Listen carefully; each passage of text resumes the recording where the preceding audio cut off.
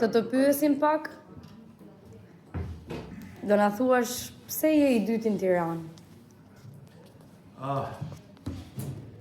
E para njerëz që mendoj që ka njerëz më të zotë se unë lëvizjen bashkë, mund ta drejtoj qarkun e Tiranës. E dyta sepse duhet me dhënë një shembull që kryetari i një partie nuk duhet të jetë i pari në privilegje.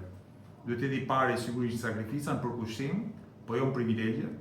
Ky është një vendim që unë e kam marrë të nesërmen e zgjedhjeve lokale të Tiranës.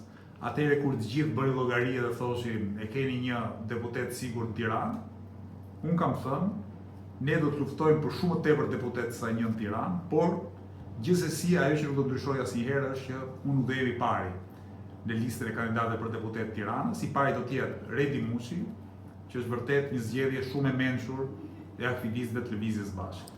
Po numri 2 është e ke vendosur ti si është, do të thënë, na thuaj për skenat e zgjedhjes tënde.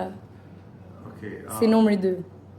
Ideja ime ka qenë që unë isha i katërt i listës me Lëvizjes Bashkë.